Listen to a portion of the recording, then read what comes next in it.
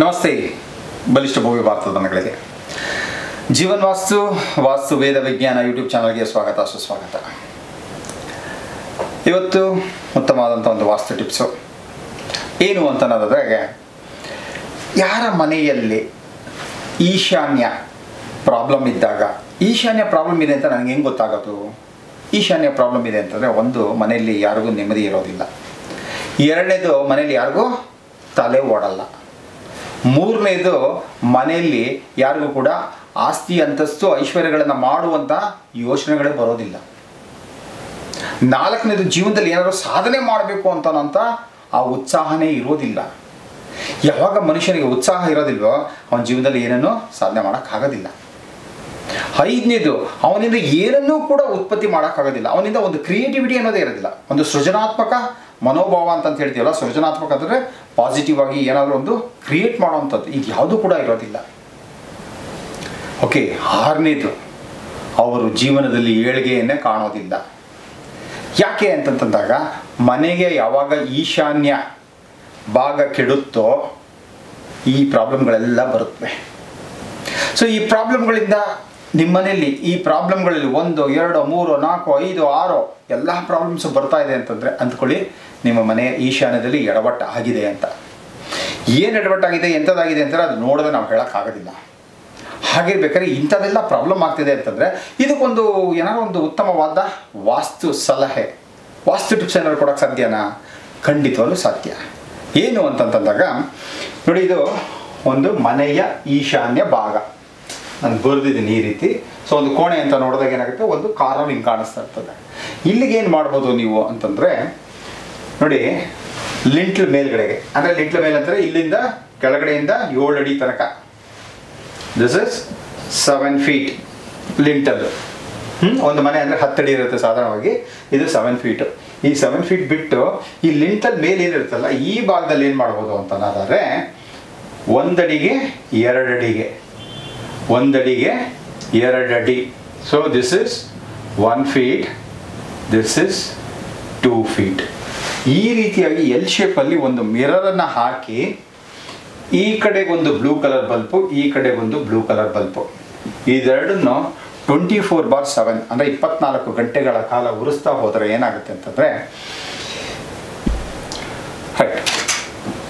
ಯಾಕೆ ಅಂತಂದಾಗ ಈ ಒಂದು ಬಲ್ಬ್ ಏನಿರುತ್ತಲ್ಲ, ಈ ಬಲ್ಬು ಈ ಕನ್ನಡಿಯಲ್ಲಿ ಕಾಣೋ ರೀತಿಲಿ ಇರಬೇಕು. ಯಾಕೆ ಕಾಣಿಸ್ಬೇಕು ಅಂತಂದಾಗ, ನಾವು ಯಾವುದೇ ಒಂದನ್ನಾಗಲಿ ಕನ್ನಡಿಯಲ್ಲಿ ನೋಡಿದಾಗ ಏನಾಗುತ್ತೆ, ಅದು ಡಬಲ್ ಆಗಿ ಕಾಣಿಸುತ್ತೆ. ಅದರ ಆ್ಯಂಗಲ್ ಏನಾದ್ರು ಸರಿಯಾಗಿ ಸೆಟ್ ಮಾಡ್ತಾ ಹೋಯ್ತು ಅಂತಾರೆ, ಡಬಲ್ ಅಲ್ಲ, ಅದು ಟ್ರಿಬಲ್ಲು ಕಾಣಿಸುತ್ತೆ, 10 ಟೈಮ್ಸು ಕಾಣಿಸುತ್ತೆ. ಹೆಚ್ಚಾಗಿ ಬೆಳೆದಂಥ ಭಾವನೆ ಒಂದು ಬರುತ್ತೆ. ಎರಡನೇದು ಏನಾಗುತ್ತೆ ಅಂದರೆ, ಕನ್ನಡಿ ಅನ್ನೋಂಥದ್ದು ಜಲತತ್ವವನ್ನು ಸೂಚನೆ ಮಾಡುವಂಥದ್ದು. ಆ ಜಲತತ್ವದಲ್ಲಿ ನಾವು ಪ್ರತಿಬಿಂಬವನ್ನು ನೋಡಿದಾಗ ಏನಾಗುತ್ತೆ, ನಮ್ಮ ಪ್ರತಿಬಿಂಬ ಕಾಣುತ್ತಲ್ವಾ, ಕಾಣಿದಾಗ ಏನಾಗುತ್ತೆ, ಡಬಲ್ ಆಯಿತು. ಅದೇ ರೀತಿ ನನಗೆ ಈಶಾನ್ಯ ಭಾಗದಲ್ಲಿ ನನಗೆ ಈಶಾನ್ಯದ ಎನರ್ಜಿ ಹೆಚ್ಚೆಚ್ಚು ಬರಬೇಕು. ಹೆಚ್ಚೆಚ್ಚು ಈಶಾನ್ಯ ಭಾಗದಲ್ಲಿ ನನಗೆ ಆ ಎನರ್ಜಿ ಬಂತು ಅಂತಾರೆ, ನಾನು ಹೇಳಿದಲ್ಲ 6 ಸಮಸ್ಯೆಗಳು, ಈ 6 ಸಮಸ್ಯೆಗಳಿಗೆ ಪರಿಹಾರವನ್ನು ಕೊಟ್ಟು ಜೀವನದಲ್ಲಿ ಸುಖ, ಶಾಂತಿ, ನೆಮ್ಮದಿ, ಸಕಲ ಐಶ್ವರ್ಯಗಳನ್ನು ಕೊಡುವಂಥಕ್ಕೆ ಮೂಲ ಈ ಈಶಾನ್ಯ. ಸೊ ಈಶಾನ್ಯದಲ್ಲಿ ಈ ರೀತಿ ಮಾಡ್ಕೊಳ್ಳೋದ್ರಿಂದ ಏನಾಗುತ್ತೆ, ನಮಗೆ ಮನೆಯ ಹಲವಾರು ಸಮಸ್ಯೆಗಳಿಗೆ ಬರುವಂಥ, ಯಾಕೆ ಅಂತಂದರೆ ನಮ್ಮ ಮೆದುಳು ಚೆನ್ನಾಗಿರಬೇಕು, ನಮ್ಮ ಮನಸ್ಸು ಚೆನ್ನಾಗಿರಬೇಕು. ನನ್ನ ತಲೆ ಶಿರ ಚೆನ್ನಾಗಿತ್ತು ಅಂತಂತಂದರೆ ತಲೆಯಲ್ಲಿರುವಂಥದ್ದು ಮೆದುಳು ಚೆನ್ನಾಗಿರುತ್ತೆ, ಮೆದುಳಿಂದ ಬರುವಂಥ ಯೋಚನೆಗಳು, ಆಲೋಚನೆಗಳು ಇವೆಲ್ಲವೂ ಚೆನ್ನಾಗಿ ಬರುತ್ತೆ. ಮೆದುಳು ತುಂಬ ಚೆನ್ನಾಗಿ ವರ್ಕ್ ಆಗ್ತಿತ್ತು ಅಂತಂದರೆ ನನ್ನ ಕ್ರಿಯೇಟಿವಿಟಿ ಜಾಸ್ತಿ ಆಗುತ್ತೆ, ನನ್ನ ಕ್ರಿಯೇಟಿವಿಟಿ ಚೆನ್ನಾಗಿರುತ್ತೆ, ಐಡಿಯಾಸ್ ಬರುತ್ತೆ. ಓಕೆ. ಹಾಗೆ ಜೀವನದಲ್ಲಿ ಉತ್ತಮ ಎತ್ತರಕ್ಕೆ ಬೆಳೆಯುವಂತಹ ಮನೋಭಾವ ಕೂಡ ಬೆಳೀತಾ ಹೋಗ್ತಾ ಇರುತ್ತೆ. ಇದೆಲ್ಲ ಬೇಕು ಅಂತ ಅನ್ನೋದಾದರೆ ಈಶಾನ್ಯ ಭಾಗದಲ್ಲಿ ಈ ರೀತಿ ಮಾಡ್ಕೊಳ್ಳೋದ್ರಿಂದ ನಮಗೆ ಉತ್ತಮವಾದಂಥ ವಾಸ್ತು ರೀತಿಯಲ್ಲಿ ಒಂದು ಪರಿಹಾರ ಸಿಗುತ್ತೆ. Okay, right.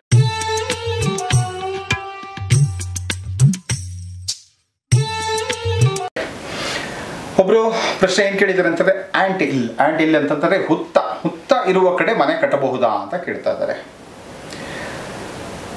ಹುತ್ತ ಇರೋ ಕಡೆಗೆ ಯಾತಕ್ಕೆ ಮನೆಯನ್ನು ಕಟ್ಟೋದಕ್ಕೆ ಆಗಿನ ಕಾಲದಲ್ಲಿ ಬೇಡ ಅಂತ ಇದ್ರು ಅಂತಂದರೆ, ಅಲ್ಲೇನೋ ಹಾವಿದು ಬಿಡುತ್ತೆ ಅಂತ ಅಲ್ಲ,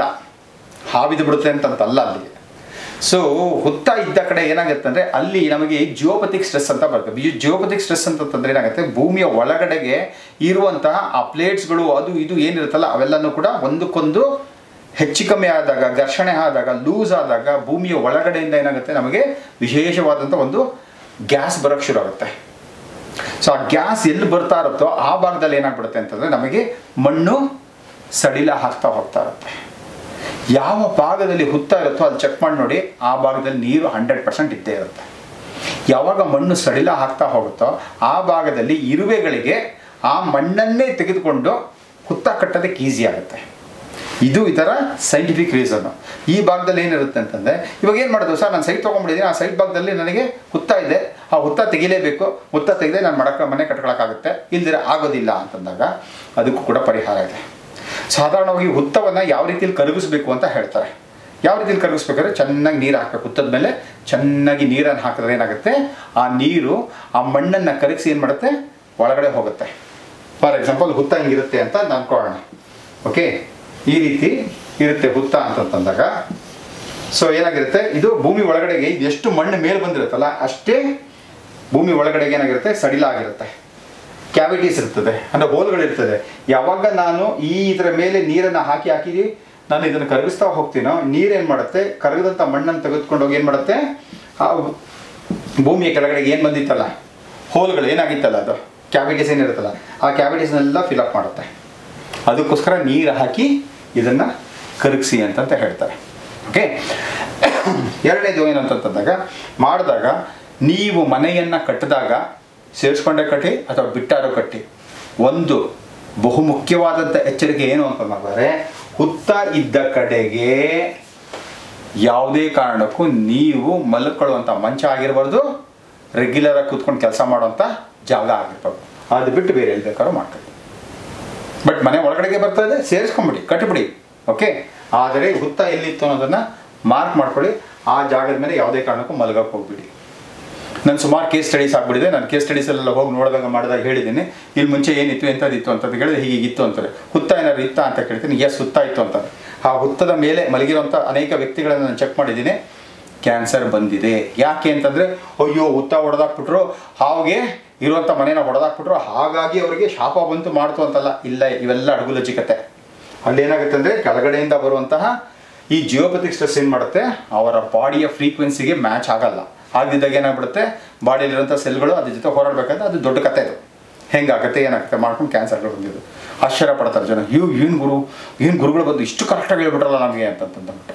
ಸೈನ್ಸ್ ರೀ, ಇನ್ನೇನಿಲ್ಲ. ಯಾರು ಏನು ಮಾಡಿದ್ರು ಅದನ್ನು ಸರಿಯಾಗಿ ತಿಳ್ಕೊಂಡು ಅದನ್ನು ಪ್ರೆಡಿಕ್ಟ್ ಮಾಡ್ತಾ ಹೋಗ್ತಾರೆ, ಕರೆಕ್ಟಾಗಿ ಬರುತ್ತೆ ಅಷ್ಟೇ. ಇದೇನೋ ಬ್ರಹ್ಮಾಂಡ ಜ್ಞಾನ ಅಲ್ಲ, ಅದು ಸೈನ್ಸು ಹಿಂಗೆ ಆಗುತ್ತೆ ಅಂತ. ಓಕೆ, ಇದು ಒಂದನೇ ಪ್ರಶ್ನೆ. ಎರಡನೇ ಪ್ರಶ್ನೆ ಒಬ್ರು ಕೇಳಿದ್ದಾರೆ, ನಾರ್ತ್ ಈಸ್ಟ್ ಕಟ್ಟಾಗಿದ್ದರೆ ರೆಮಿಡಿ ಏನು ಅಂತ. ಫಸ್ಟ್ ಈಗೇನು ಹೇಳಿದ್ನಲ್ಲ ನಾನು, ಈ ಒಂದು ವಾಸ್ತು ಟಿಪ್ಸು ಇದೇ. ನಾರ್ತ್ ಈಸ್ಟ್ ಕಟ್ಟಾಗಿದ್ದರೆ ಸಮಸ್ಯೆಗಳೇನಾಗುತ್ತೆ, ಪರಿಹಾರ ಏನು ಮಾಡ್ಕೋಬೇಕು. ಪರಿಹಾರ ಮಾಡ್ಕೊಂಡ್ರೆ ಸಮಸ್ಯೆಗಳಿಗೆಲ್ಲನೂ ಕೂಡ ಪರಿಹಾರ ಸಿಕ್ಕೇ ಸಿಗುತ್ತೆ. ಓಕೆ, ಇಷ್ಟನ್ನು ಮಾಡ್ಕೊಳ್ಳಿ. ಯಾರು ಮೊಟ್ಟ ಬಂದ ಬಾರಿಗೆ ನನ್ನ ಯೂಟ್ಯೂಬ್ ಚಾನಲ್ ನೋಡ್ತಾರೋ ದಯವಿಟ್ಟು ಲೈಕನ್ನು ಹೆಚ್ಚೆಚ್ಚಾಗಿ ಕೊಡಿ. ನೋಡ್ತಾ ಇರ್ತೀವಿ, ಸುಮ್ಮನೆ ಲೈಕ್ ಬಟನ್ ಹೊಡಿಯೋದಕ್ಕೆ ಎಷ್ಟೊತ್ತಾಗಿದೆ, ಸುಮ್ಮನೆ ಜಸ್ಟ್ ಇಷ್ಟ ಆದರೆ ಹೊಡೀರಿ. ನಾನೇನು ಯಾರಿಗೇನು ಬಲವಂತ ಮಾಡ್ತಲ್ಲ, ಇಷ್ಟ ಆಯ್ತು ಅಂದ್ರೆ ಒಂದು ಲೈಕ್ ಬಟನ್ ಹೊಡೀರಿ. ಪ್ರಶ್ನೆಗಳಿದ್ರೆ ಪ್ರಶ್ನೆಗಳನ್ನ ಕೇಳ್ತಾ ಹೋಗಿ, ಹೆಚ್ಚೆಚ್ಚು ಜನಗಳಿಗೆ ಹಂಚ್ತಾ ಹೋಗ್ತಾರೆ. ಇದನ್ನು ಹಂಚ್ತಾ ಹೋಗಿ ಅಂದರೆ ಏನು, ಶೇರ್ ಮಾಡ್ಕೊಳ್ಳಿ.